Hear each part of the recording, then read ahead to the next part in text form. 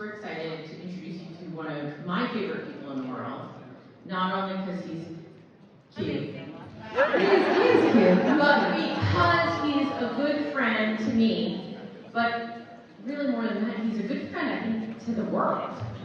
Because he speaks in a way that people can hear him. And it's such a blessing in this world to be able to stand up and say, this is the way, please, I want you to come with me, right? And Ken Berry, Dr. Ken Berry, he has such a good heart, such a keen mind, such a good sense of humor too, like that. And I talked to people here this weekend, and I said, you know, how'd you get started? And they were like, well, I was having this problem, and I went to YouTube, and I put in the problem, and Ken Berry's video popped up. He's pretty smart. He's pretty smart. He's pretty smart. We don't tell him a lot because, you know. he's fine. And he also doesn't mind some sassy women in his life. So when Neisha's not here, it's my job to give him a hard time. She actually told us that. She told us. We gotta do it, you know. But I'm so proud to call this man my friend because he's changing the world. And who in this audience has a quick Dr. Berry moment? Like something you learned from him that changed the whole trajectory of your life? Oh, yes, let's hear it. So, in 2017, when I Googled food to help you feel better, like, I saw the keto diet, at the top of the Google machine, and the first videos that popped up were of Dr. Ken Berry. And I watched pretty much all of them, and I love the way he talked. I was like, he sounds like he's from somewhere near me, right? And so, finding out that he was in Nashville was amazing. So when I had my conference, Keto Palooza, last year, I was just like, Barry lives so close. I wonder if he would come to my conference. I don't know. He's such a big deal. So I reached out to him, and I was like, Dr. Berry, would you come to my conference? It's so close. It's barely out of the way. Trying to make it sound like it's not a big deal. Just come. And so, of course, he was just like, well, sure. I didn't even know where you were, who you were. Let's do this. And so I was so amazed by the fact that not only he agreed to come, but the day before the conference started, I had this special dinner at my house for a few people that were attending, and Dr. Berry came to my house and hung out. And when I met him for the first time, he's just the most down-to-earth person. I mean, I'm sure everybody can just attest how he's just been here the whole weekend. Just come on back to the line. We're gonna get back here. And so not only that, I was just like, I have to be fancy. Dr. Berry's coming to my house. But when I get there, my mother has no chill whatsoever. So she was like, Dr. Berry, I love you. Let's play a game. She brought a football. My mother and Dr. Berry were throwing football in my backyard. I was just like, what is my life right now? Like, my hero is throwing a football with my mom. And by the end of the conference, they had gotten matching visors. And we were best friends. What is happening right now? I just want to say personally, thank you to Dr. Berry. Thank you. Coming back to my backyard and we'll have a football and visors. Thank you very much. Let me also say something really quick. This is Erica. I actually met Dr. Berry at Autumn's event. And what's funny is, because I am who I am, when we walked in, everybody said, there's Dr. Berry, there's Dr. Berry. I was like, I'll see him in a second. First of all, I didn't realize how handsome he was in person. Can we all give him that? My girl Kim, stand up, Kim. She saw Dr. Berry. Come closer. This is my girl Kim, y'all. This is Black Girl Keto Revolution in the building. Kim Richardson, y'all. But she saw him and made a beeline straight over. Straight over. And then I was like, I don't see him in a second. So then I casually walked over. I met Abby there as well. And as soon as I got to the table, he was like, so you're not gonna speak? He was like, so you're just not gonna speak? And he's amazing, guys. I was actually fangirling, but I was, I'm just gonna be suave. Can she tell a quick story? 2 seconds. 30 seconds. This is Kim, guy. So I pretty much have studied like all the doctors in this keto space, And I bought his book on Audible, like when it first came out. And I thought I had an actual copy of it. Wait, come here. No, right here. So I thought I had it on the actual copy, but I got it on Audible. We get to Keto Palooza, and so I said, I don't have a copy of the book. I want to buy it. Are you going to be bringing the book? Yeah, we'll bring it in the morning. The next morning, I get there, and I'm like, where's my book? Where's my book? Of course, Chris Bear bought all the books, gave them away. Keto Chow. And I was like, how am I going to get my book? He's like, I leave my chair, I come back, what was sitting on my chair? Signed book from that dude. We can sing his praises all evening long, but then we'd be in trouble. So, Kim? Yes, I would like to invite Dr. Ken Barrett to the stage.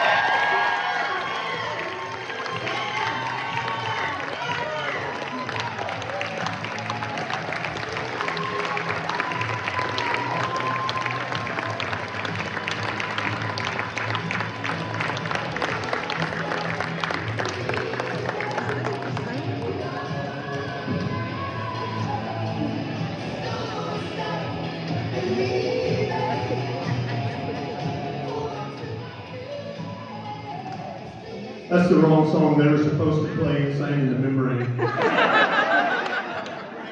This is my good friend, Paola. She's going to be doing ASL. Yay. Just in case that helps anyone. Thank you, Paola.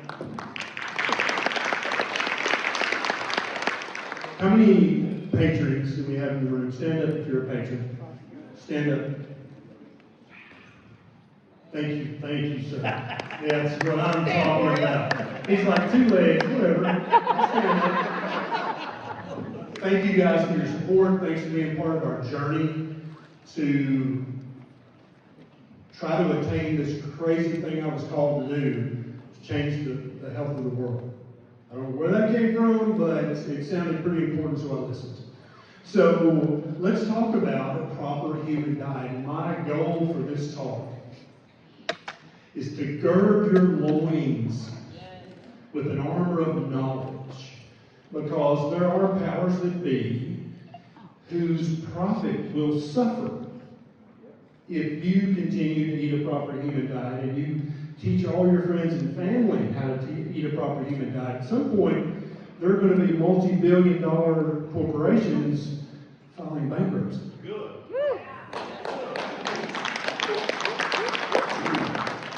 So my job is to arm you and to armor you so that you can teach your friends and family, and that you're never tripped up by the details, that you're never misled by false advertising, okay? And so that's what we're going to try to focus on with this. So why do we even need to talk about this? Well, I think you guys all know about the multiple epidemics that modern society is suffering from. Type 2 diabetes, obesity, fatty liver. They call it non-alcoholic fatty liver, but have you guys, you ever call something that it ain't? Like you go over to your car and you say, this is my not motorcycle. You do that? Right? And so, let's call it metabolic associated fatty liver disease. How about that? And we can even call type 2 diabetes chronic carbohydrate toxicity syndrome, couldn't we? That's effectively what it is. Hypertension, PCOS, mental health issues, lipedema. I can go on and on and on and on with all these conditions that are basically caused by our diet. Self-inflicted chronic diseases, and it's not your fault, but it most definitely is your problem, right?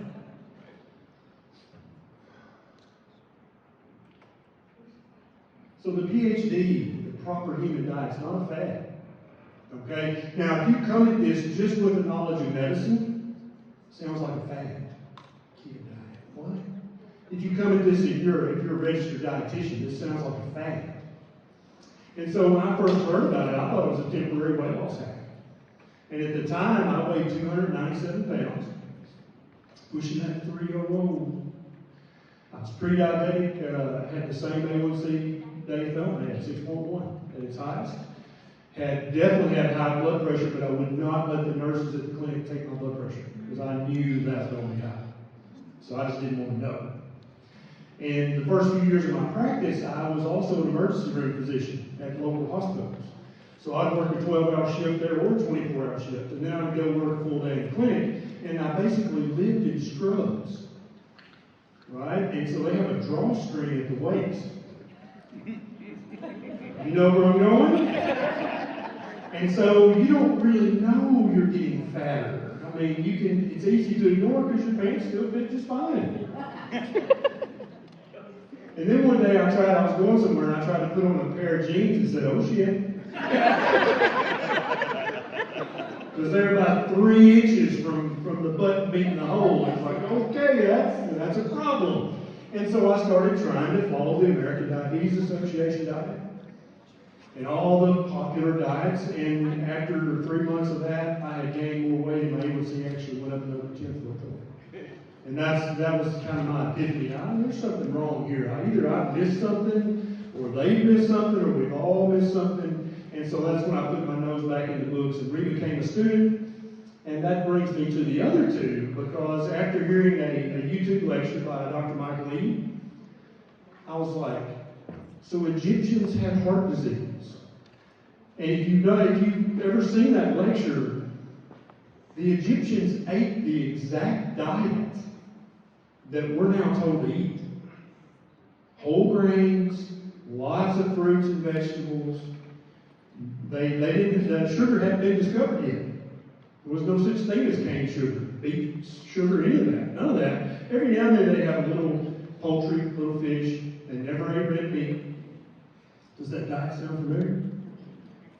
That's exactly the diet they were eating. And pretty much everyone in Egypt got mummified unless they were a prisoner or a pauper. And a lot of people say, oh, it was just the upper class that got mummified, so that's why, because they ate all the meat.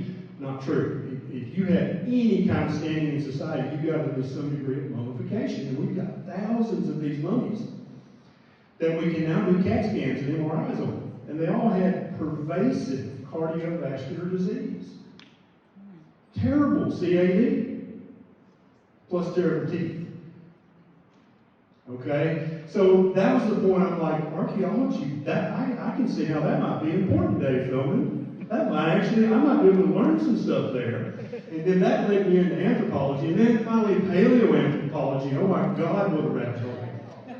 Oh, yes. And so this is not a fact. Okay, I'm very secure in standing before you and saying that a very low carbohydrate, ancestrally appropriate, nutrient-dense diet, that ain't a fact. That is the proper human diet. So something's made in a factory. It is, by definition, not part of the proper human diet. It can be an occasional treat. If it's your birthday or your anniversary, yeah, sure, whatever, that's fine. But on a daily basis, on a meal-by-meal basis, that's not part of a proper human diet. A proper human diet is made up of things that either grow in the dirt, and let's not call it dirt, let's call it soil. I'm part of the regenerative agriculture community now. We don't call that dirt, we call that soil. Okay? It either grows in the soil, or it grazes, or it swims, or it creeps, or it crawls, or it flies. That's real food. If what you're about to put in your face hole didn't do one of those things previously, no. Call it what it is, call it a treat, call it dessert, call it insanity, but it's not part of a proper human diet. A proper human diet is by definition low carb, and this is from archaeology and paleoanthropology.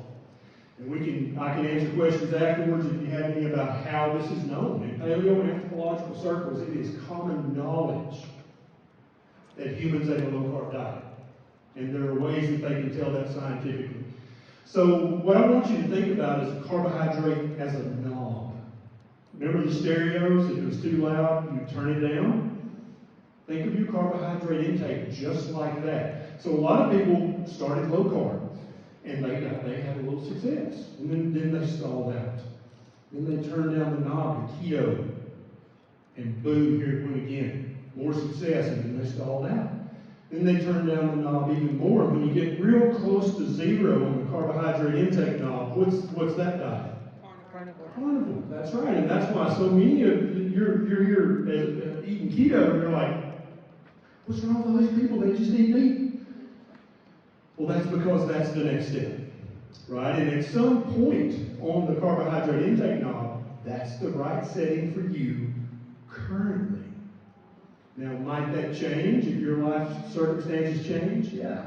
As you get older, as your hormones change, as this happens, that happens, stress levels, all that stuff can interact with that. And so think of it as a knob you can freely change. And so on your anniversary or your birthday, you can turn it wide open if you want to. But for the rest of the year, you better turn it back down where it belongs, or you will suffer long-term medical complications. And that's kind of, as you turn it down, that's the spectrum. And the Leaann diet, who's heard of the Leaann diet?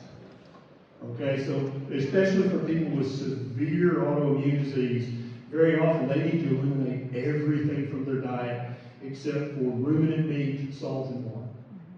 And I'm not saying that's their diet for life, it might be, but they might need that as a temporary 90-day reset. Some of you guys, if you have severe inflammation, autoimmunity, you may want to look into the Leaann diet. But that's kind of the ultimate elimination diet. Carnivore being one step back, carnivore, or keto, and then low carb. All those, I think, are part of a proper human diet, depending on your current age, hormone status, metabolic status, etc. Right? So a proper human diet is uninflammatory. And I want you to say it that way. Don't say it's anti-inflammatory. Don't say that. Say it's uninflammatory, because it does cause inflammation. Sugar, grains, vegetables, seed oils. Step 1, step 2, step 3. Get those out of your diet 100% completely. I know most of you guys have done that. Additives that come from the chemical factory, where the majority of pseudo-food, franken-food is made these days. Artificial colorings, even natural flavors and colors for some people can be inflammatory. Phytochemicals, some people call these phytonutrients. Makes them sound a little better, but for many of us, they're phytochemicals, and they cause absolute inflammation in our body if we eat them. I'm one of these people. And then you would stick with carnivore or Leaann diet in that case. No, too much. So a proper human diet is ancestrally appropriate. And we started modern agriculture about 12,000 years ago, depending on what part of the world you're talking about. Okay? So you'll see very often a news story on Fox News or CNN, depending on who you are and what you watch, that says, oh, we discovered this caveman and his belly was full of seeds and wheat, and it's like, and they'll say it was from some time period. It sounds really like a long damn time ago.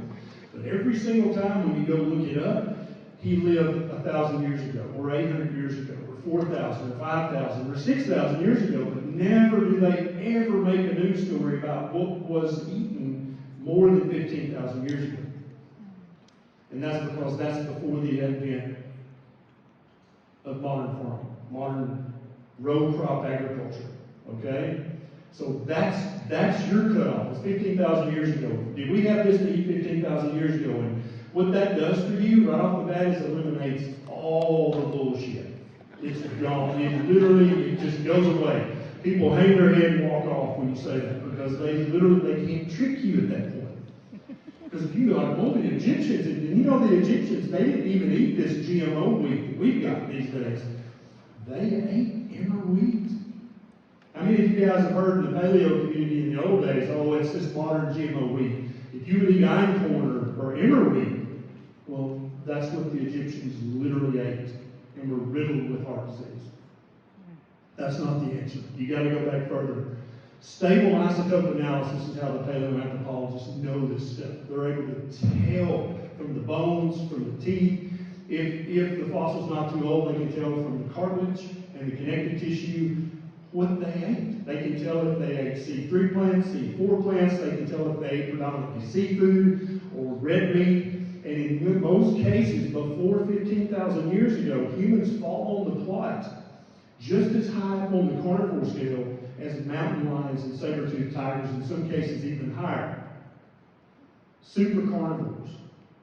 So I'm not telling you you've got to be a carnivore, but I'm telling you that if fatty red meat is not a large part of your diet, or fatty seafood, then you're not doing this exactly right.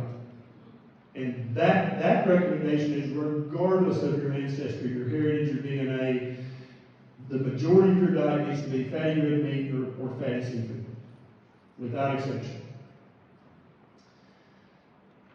For 99.999% of our existence, that's the diet we ate. Predominantly, it's the fattiest meat we could get our hands on, and then if we were starving to death, sure, we ate seeds, we ate grass. We would eat whatever to keep from starving to death, but anytime we had our choice, it was always the fatty meat. Now, you guys know the story of modern fruit, right? This big Chiquita banana.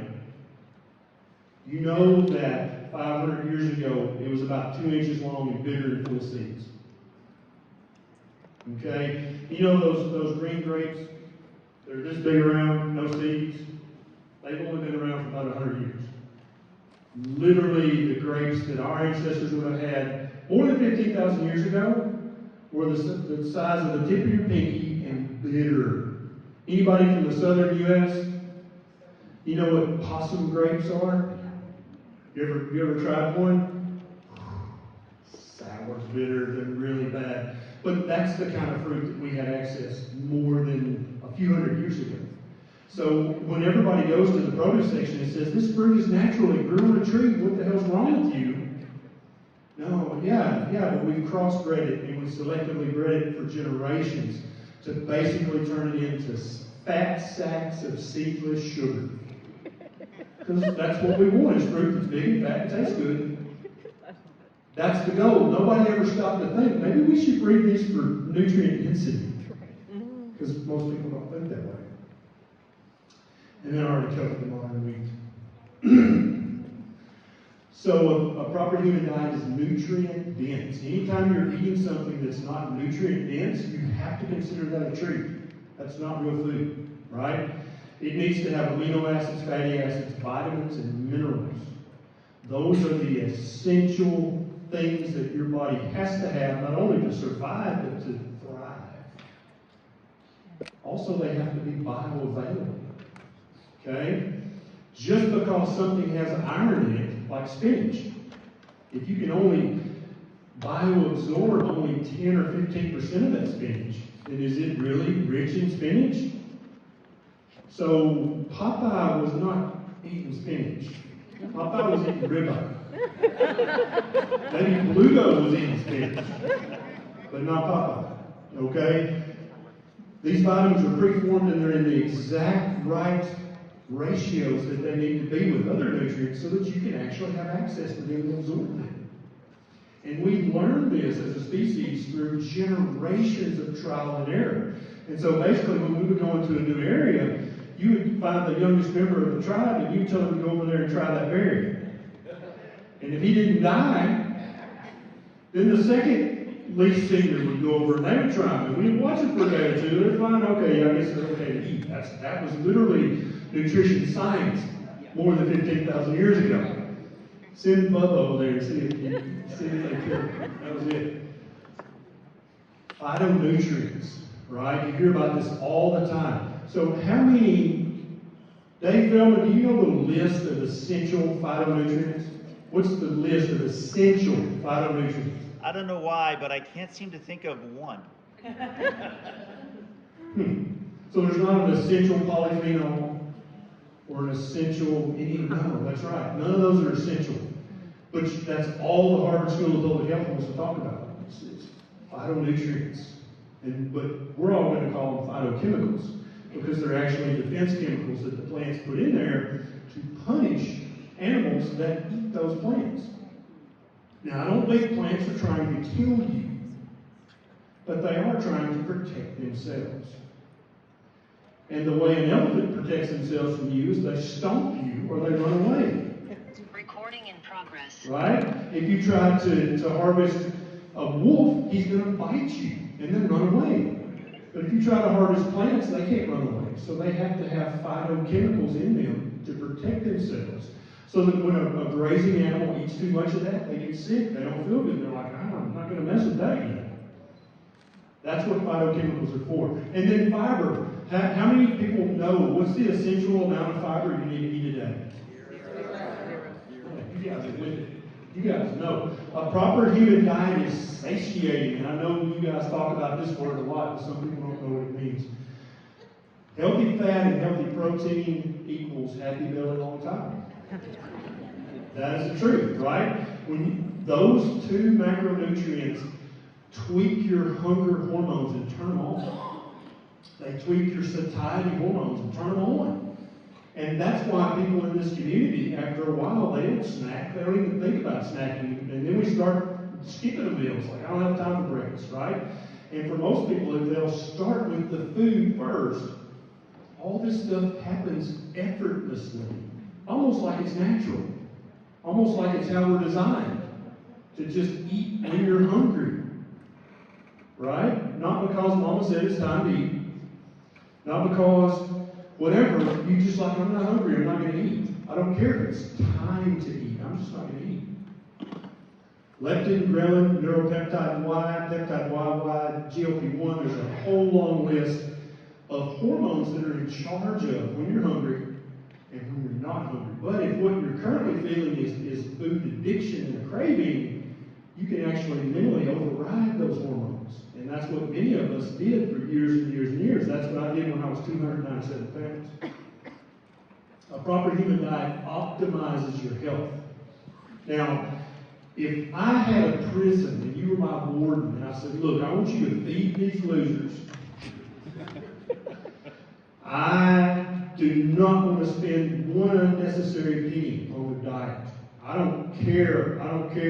I just don't want them to starve to death because then, right, MSNBC will be there with the cameras because I let prisoners starve to death and it'll cut in my profit. I want you to feed them as cheaply as you possibly can.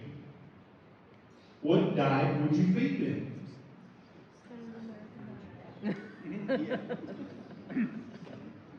Grains, vegetable seed oils, beans and rice and tubers. And when they got tired of beans and rice, they could have rice and damn beans. Because they're prisoners. I don't care. I just don't want them to starve to death because that'd be a PR nightmare. I don't care if they're optimized. I don't care if they're fat or skinny. I don't care if they have hypertension blood. I don't care about any of that. I don't care if they have vitamin and mineral deficiencies. I just don't want them to starve to death. As you look into archaeology and history, you start to see this repetitive thing. This is a prisoner diet. This is a slave diet. This is a diet you feed people who need to show up and work a little bit, live for a few years, and then die quietly. You don't care about their heart health. You don't care about whether they get Alzheimer's. None of that matters to you. You just want to feed them so they don't starve to death and they can do a bit of work. So in the Game Changers movie, who saw Game Changers? I watched it twice. I gotta load my gun, right? Yeah. So they were bragging about the gladiators' diet. Remember that? They're like, oh yeah, they ate rice and beans and rice, and beans and beans and rice and rice and rice and beans. But they forgot that the gladiators back in Rome, they weren't celebrities. It's not like Gladiator with Russell Crowe. That was not what was going on. They were prisoners of war and slaves. That's who they were. So 100% they ate rice and beans. Guaranteed. Do you think they ever got red meat? No. There are more important people getting that. So that's what you got to understand. If you get hungry enough, you'll eat anything. There are recorded cases in U.S. history where families, people would literally boil their shoes and try to eat them. Yeah, real story. A proper human diet improves health markers. And this is very, very important. And this is why the work that Dave Film is doing is so important, is because what we got to know is we've got to know the real health markers. And that's why I love what he's doing. Because if a diet lowers your A1C back to normal, it gets your C-peptide and fasting insulin back to normal, it gets your triglycerides back to normal, it gets your HDL cholesterol back to normal.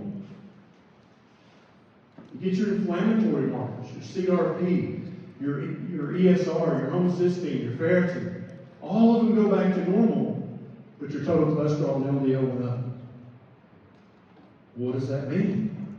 And that's why the work of him and his colleagues is so important, is because once I can cross off that bottom line as being in any way important, it's going to become clearly obvious what a proper human diet is. Because anything that fixes every single one of those markers of metabolic health, you're going to tell me that's not the proper human diet?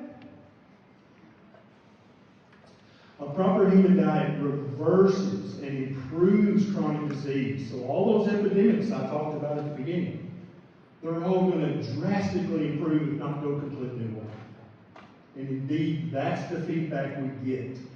That's the comments we see. That's when, as more, there's over 300 research studies going on right now in progress about low carb and keto. I looked it up on what's the database, Dave, where like studies are registered? Clinicaltrials.gov, yeah. There's over 300, I think over 350 trials on low carb and keto going on right now for mental health, for metabolic health, for all these different things. That's another reason, keto's not a fad diet, right? Because there ain't nobody doing no research on the cabbage soup but diet. Nobody's registered a trial for that. The grapefruit diet. Nobody, because those are bullshit fad diets. This ain't a fad, or these PhDs and MDs wouldn't be registering trials saying, hey, I think this helps depression. Let's do a study. I think this helps fatty liver. Let's do a study. That's another key marker that this is not a fad diet. This is the real deal. And that's why keto's not going away. If you saw my video I made recently on my channel, why the hell won't keto go away? That was a comment from a guy who was at kind of a standard medical conference. He's like, I'm sick and tired of hearing about keto. Why the hell won't keto go away? Why won't it die?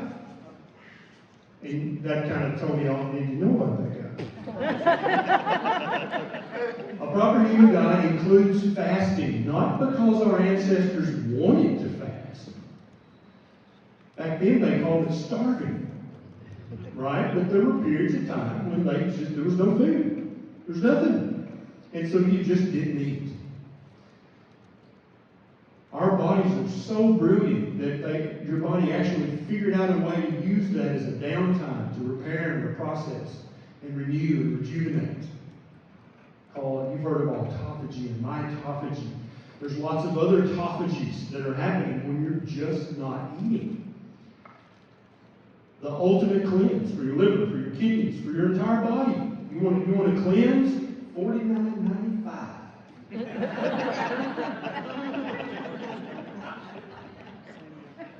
Just don't eat. That is the ultimate cleanse for any. You fill in the blank. What part of your body you want to cleanse? Colon? Don't eat. Enemas may be a little faster, but you'll get there eventually, I promise. So, what I would much prefer, if any of you guys are brand new, I'd much prefer you start with the food. Start with the diet. Get that under your belt. Because for the vast majority of people, what happens is the fasting just kind of happens. You didn't even really plan it. You're just like, I'm not hungry. I'm not going to eat. I remember Barry said something about you just don't eat. I'm not hungry. I'm just not going to eat. That's how I think it should go. I think that's the natural progression. I love Dr. Fung. I've read every book he's written. I love him. But I think for a lot of people, if you tell them, hey, don't eat for 3 days, hopefully you're not in a state where concealed carry is legal. Because you might be in trouble, right? But if you tell people, hey, eat all this healthy fat, healthy protein, do that for a month or two, then you might feel like not eating. I think that's a much easier way to slide into this. But make no mistake, I'm not saying you need to do 3-day, 7-day, 10-day, 40-day fasts. I'm just saying some degree of not eating is part of a proper human diet. Not too much. A proper human diet is a species-specific, person-specific diet that works with your body's physiology and biochemistry to provide the best possible physical and mental health. That's what it is. It does not scale up, and this is why there's so much pushback. Now let's talk about this. Kellogg's can make the shit they make. I tried to think of another word.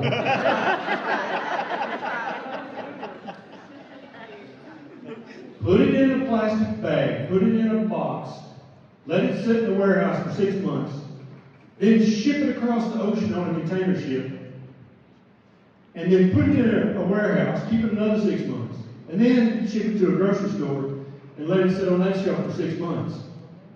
And then your dumb ass is still going to buy it and eat it. Think about that. The only way they make billions of dollars a year is if they can scale up to an industrial scale, where they're mass producing stuff. A proper human diet don't scale up. And I've had many food producers and ranchers and farmers say, oh yeah, you can scale it up. I'm like, well, let's talk about it. How would you do that? And then we're talking like, okay, yeah, that makes sense. Yeah, okay, that makes sense. And then they're like, and then you can start to cut corners. I'm like, whoa. Hold on. No, there's going to be no corner cutting because we're talking about a proper human diet.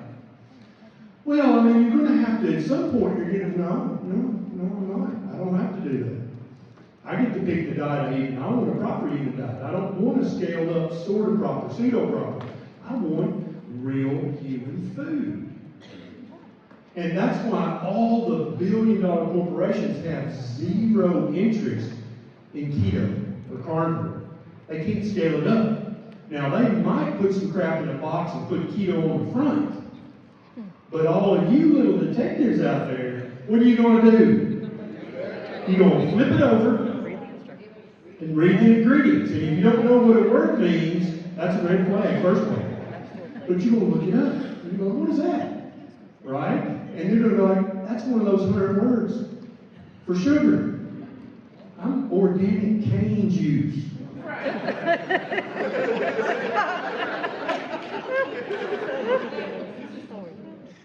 Organic cane juice. I mean, it's a little vulgar.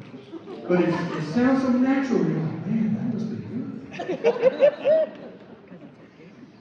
They cannot scale this up. It's not patentable. You can't patent ribeye or broccoli. You can't do that, right? So they cannot make $1 billion off this.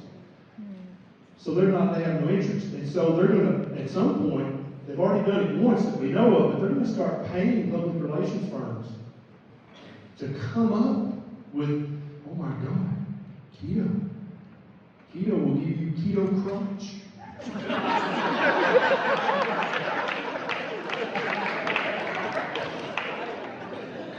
Keto will make you go blind. And every man in the room, as a teenager, you did not believe that then, and you do not believe it now. You didn't fall for it.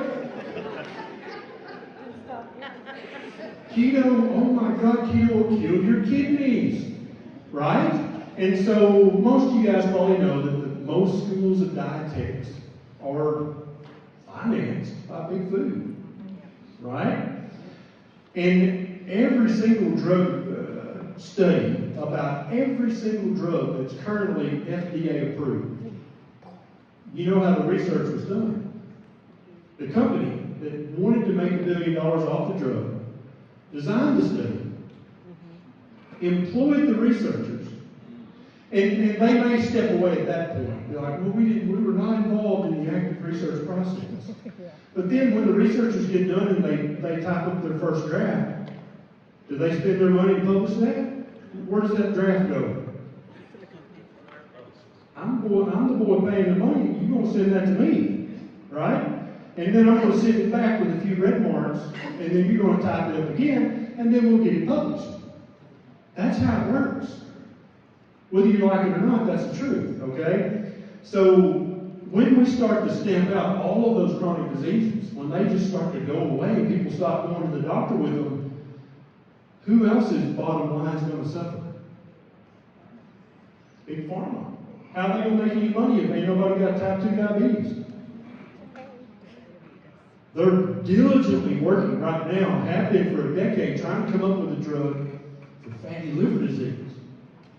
But they can't do it. They've been trying for over a decade, spent billions trying to come up with a drug that has any positive effect on Alzheimer's. They can't do it. Even though there's a few FDA approved, as a doctor who's prescribed them for many patients back before I knew better, literally I never had a single patient come back and say, man, that ASL, that Namenda, Grandpa is like a new man. Exactly 0 times did I ever hear that from a patient. The best I ever heard was, I don't know, maybe he's a little better, maybe? What do you think, George? I don't know, I can't tell. That's literally what I heard every single time. And there's a new one, there's another one in the pipeline that Kramer says is going to be the next multi-billion-dollar blockbuster drug that Eli Lilly's about to get FDA approved. It's not going to do a damn thing, I can tell you right now. Because the model they're using to design these drugs is not what's causing Alzheimer's. That's not what it is. It's the diet. A proper human diet is the way. It's the way for you. It's the way for every child you know, regardless of how young or how old they are. Try to answer as many questions as I can before the questions begin. There is no human that's too young for a proper human diet. There is no human that is too old for a proper human diet. There is no human that's too sick or too well for a proper human diet. If you are a human, you should indeed, if you value your health, eat a proper human diet, without exception. Thank you very much to my patrons for help and support what Neisha and I do. Your support and your camaraderie mean the world to us. It really, really does. If you would like to find me on your favorite social media, I'm out there. Bank robbers rob banks because that's where the money is. And I'm on social media because that's where the people are. And in order to help you, I've got to reach you. And in order to reach you, I've got to go where you are. But here's what I want to leave you with. I can only reach so many people. There are people in your circle that will never see one of my YouTube videos. There are your friends and family that you know that will never scroll through my Instagram feed. So I need your help. I need your help. I need you to, number one, fix your health by eating a proper human diet. And then I need you to lead by quiet example to all your friends and family and church members, people at the country club, people at the bar. I don't care where you go, it's fine. But at some point, when they get sick enough and inflamed enough and miserable enough, you know what? They're going to ask you that key question. When they see that you're literally a different person now than you used to be. And I promise you that'll happen if you do this right enough for long enough. That'll happen. What are they going to ask you? What do you do? Now, that's a magic question. Because if you're out on the street corner saying, hear ye, keto, nobody, that'll be annoying, right? And I know when you first discover this, you kind of want to do that. You kind of want to proselytize just a little bit, because this is real, this worked for you, and you love them and you want it to work for them. But that's not the time. You're going to lead by quiet example until they ask a magic question, which tells you that the door of their heart and the door of their mind is open. And when you got that door open, you can go on in and make yourself comfortable at that point. And then you can help them understand and reap all the benefits that you yourself have benefited from. Thank you very much for inviting me and having me.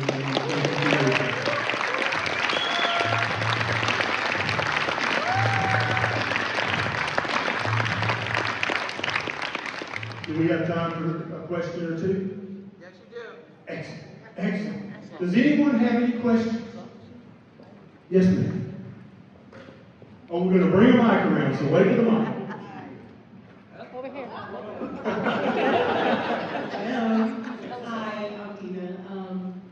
My big sister has Parkinson's, and she's going to have that surgery. Yep. To have the stimulator. Yeah. How do we send her something? Because she's almost a bed. Right. How do we send her something to make her think about it? Because she's eating her pasta and her. Sure. Yeah. She doesn't. And it's killing your heart to see this happen. Yeah. But at the same time. So she sees me doing this. And Right. Yeah. And if she sees you making enough progress, she will become interested. But this is a very, very painful dilemma that many of us find ourselves in. You got somebody that you love and maybe respect and just idolize, and they're killing themselves with a crap diet. Parkinson's, Huntington's, Alzheimer's, the research is full of very strong associations with hyperinsulinemia.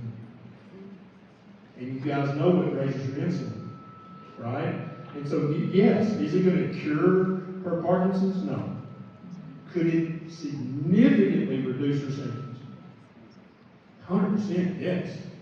Yeah, I've got a couple of people who are still my patients who their Parkinson's is almost a non-issue for them as long as they're eating very low carb, fatty meat, heavy, keto. Their Parkinson's almost doesn't bother them. But I'll see them in town and I'll see that hand, and I'm like, what'd you do? And they're like, well, right? But they know. But yeah, and so what do you do when there's somebody that you love and honor and respect and want to save their life, but they're not going to listen to you? That's when you have to put on your ninja costume and think, maybe if I talk to Uncle Ralph, and then he talked to her, who does she look up to? Who does she believe? Maybe if you shared a doctor's YouTube video with her, like, this guy's a doctor, I know he sounds like a redneck. That's what so many people have used my videos for, is to help their older relative, their mom, their dad, their aunt, their uncle, grandparents. she's Be like, like, that's Dr. Siwez because that's who I go to now. perfect, yeah, perfect. Cyrus is very interesting and entertaining, and he knows the science. That's, yeah. But somehow you're going to have to figure a workaround. And I'll tell you a story that this happened in Seattle. I think Dave was there, actually. This young lady, she's 40s, that's young to me these days. She said, my mother was just eating a terrible diet. She was pre-diabetic, and they were Asian, so they were both very slender. You don't have to be fat to have type 2 diabetes. They have severe type 2 diabetes, fatty liver. And so she tried to talk to her mom, and her mom wouldn't listen to her at all. And so she had somebody share one of my videos with mom. And she just stopped talking about it. She wouldn't talk about it anymore. And so a few months later, her mom comes to her and says, honey, there's this guy on YouTube you've got to listen to. He's talking about this diet, and it's helped me so much.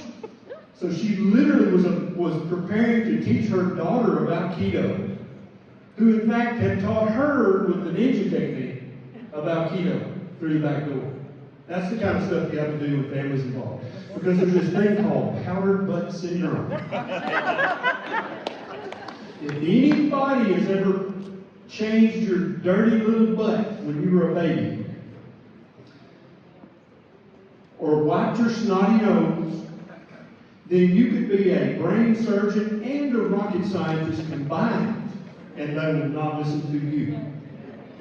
And so you have to find a way around that. And also parents trying to teach teens and 20-somethings, 30-somethings, sometimes that's a bit of a bind as well. You have to figure a workaround. How am I going to do this? And so you might find one of the younger keto influencers and say, man, here's Keto Savage. Look at him. He's jacked up muscle. You should listen to him. Whatever you have to do, you've got to try. But then after you've tried your best, you've got to let them be an adult and do what they want to do. Dave? Yeah, actually, I wanted to add this back for you, but also just what's worked for me is with my own family, because I have a lot of challenge cases in my own family. This is the benefit of having done a lot of experiments. But I try to take away that this has to be a forever thing. I instead turn it into an experiment. Give me 30 days. What do you have to lose? At this point in time, we're having this discussion because you feel that you're dealing with this severe health challenge. That I've seen information that gives me reason to have hope that this could work. But I understand you feel like I'm trying to tell you to become me. And I'm not wanting that, but I do want to at least know, and I hope you want to know too, if it's possible. If there might be some course you could chart, giving you information. And that's why, at the end of the day, sorry to sound like an engineer, but nothing is quite as powerful as data. Data that's right there in front of you. So, when I do, I say, look, let me get your blood work right. She's an economist on Wall Street. Oh, see? She says, an economist on Wall Street. So, for sure, data is their language. You say, let's get blood work at the start. Yep. I hope you'll give me 30 days. A lot of them won't commit to 30 days, and so I go, at least 2 weeks, at least 2 weeks. You'd be surprised how much can change in 2 weeks. At least 2 weeks and get your blood work at the end, and then you know what? I won't be bothering you anymore. Because then we'll at least have some data, and I'll feel like together we at least helped to know a little bit more about what's possible. What do you have to lose? It's just a little bit of time, a little bit of effort, and I'll be here with you. That's the other part. You gotta be that supportive side, like, I'll be here every single phone call you want to make. Right. You might be surprised. They might respond a lot more positively to a shorter span of time. That's what's worked for me. No, I love that, Dave, and that's why a lot of the things that we challenge people with has got a deadline, 2 weeks, a month, 90 days, because that's a foreseeable future. It's like, oh, I can do anything for a month, right? And especially if the quality of my life is hanging in the balance, why not try this for 30 days if for no other reason, so she'll shut the hell up. I'm the little sister. I had to lawyer. Right, exactly, right. I'm going to take another question, but first I want to let you guys know we actually have a celebrity in the room, the author of Deep Nutrition, Kate Shanahan. Oh. Come back to the room. Say hi.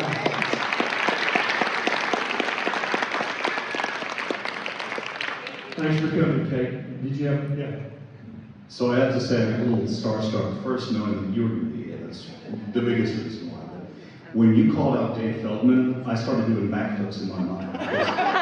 My stepfather sent me your video in 2017. Then I started watching your videos in October of 2019, trying to wrap my head around cholesterol.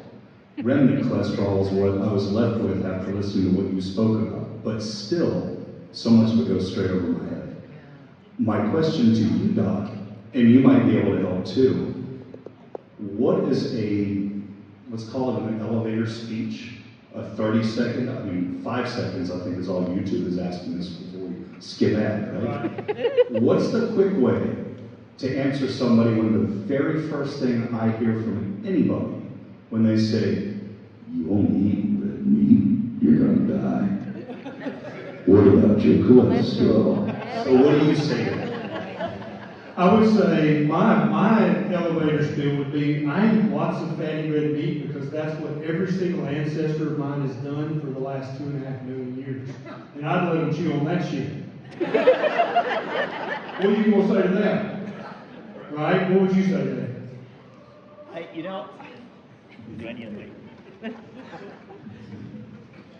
Elevator speech, trying to not get too geeky, is we've honestly just never had at this point in time in the modern society where we're getting blood work. Because to Dr. Berry's point, before recently, we weren't even looking at particle sizes of people from 100 years ago, right? So it's only with the advent of the low-carb, high-fat, and now very low-carb diet that we're seeing people who are predominantly powered by fat. And if you're predominantly powered by fat, let's skip over a lot of the complex things I could say, it's going to involve a process that cholesterol rideshares along. That's my elevator pitch, right? Now, we do happen to have the published lipid energy model. Thanks a lot to my co-authors on this. And if anybody wants to, they can go to cholesterolcode.com/papers. We have everything listed there now, including our video abstracts, but I'm sorry, it does get complicated. There's no way it can't. But that said, that's why we got to get the data, we got to do this research so that we can look prospectively at those people who we know have the highest levels of cholesterol. And I'm trying to get that out to you guys as soon as possible because, of course, that same question is going to keep coming up. What about your cholesterol? Fortunately, we're looking at people with the type, I'm talking the top 99% of cholesterol for society with lean mass type responders. They should, at baseline, already have enormous atherosclerosis given the existing expectation of modern medicine. Will they? We'll find out soon. That's mine. Dave, do you have any pins left? I do. Actually, you know what's funny? Thank you, by the way, to the conference. We have 19 pins left. I'd love it if I went home and I had none left. You guys buy a pin. Be a citizen scientist. My name is John. Yeah, so if you guys haven't heard the pitch, it's $25 or more donation, more is appreciated, and it's a collectible because it's specific to Keto Orlando Summit. And so thank you. Which, by the way, can't wait to make a 2023 for Keto Orlando Summit, just saying. So when we combine everything we know about the past, through paleoarchaeology and anthropology, when we combine that with the brand new research that Feldman and Ludwig and Norwich are doing, that's the coup de grace and because every doctor is practicing on research that was done 20 or 30 years ago, right? So that is not going to stand up when we've got research from 2.5 million years ago, and we've got a brand new study just published in Nature, hopefully, right?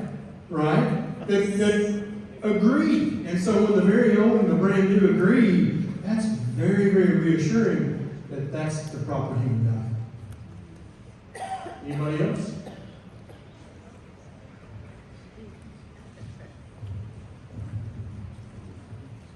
So mainstream media is now picking up on the phrase fasting mimicking diet, and there's a lot of things you shouldn't Google as far as phrases go. But now if you do that, you come across a company that's selling vegetable and grain-based meals. Isn't keto the original fasting mimicking diet? Yeah, so this is hilarious. There's actually a company now that she described it perfectly, but they actually have fasting bars.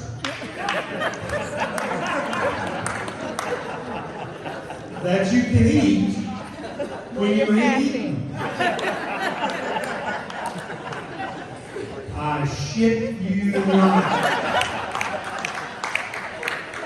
Now, I don't know what's more ignorant, them thinking that they can sell those, or the fact that they actually are selling those, and people are buying them. Oh, fasting's easy. I just eat 4 or 5 of these bars and I'm good. It's literally a high-carb, plant-based, grain-based diet, and I'm sure it has pure cane syrup. Yeah, right? It's a little thing. So a lot of people have forgotten. Now, I know Dave remembers, and some of the people have been reading the literature for a while. A ketogenic diet is a fasting mimicking diet. It literally mimics all the benefits of fasting. Right? But anything that spikes your blood sugar and spikes your insulin, is that in any way fasting? Like, there should be a lawsuit. Somebody should sue them. Like, how can you even say that on the package? It's ridiculous. Yeah, that's a real thing, though. So, Dr. Debra, before you come down, can we have you talk about the proper human diet summit? Yes, so we have Neisha and I are having a proper human diet summit in Nashville, Tennessee on September the 17th. That's the good news. There's good, bad, and good. You ready? That's the good news. Bad news is it's sold out. But the other good news is that there's going to be a virtual online. There's more good news. You ready? Keto Chow, our good friend, the Bears, Chris and Miriam, are going to pay for the entire virtual thing so that we can offer it to you in case you can't come for free. Wow. You watch the entire thing for free online.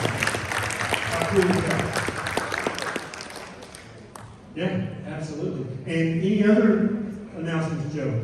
Stay up. That sounds, I don't know, that makes me nervous. All right, everybody give Dr. Barry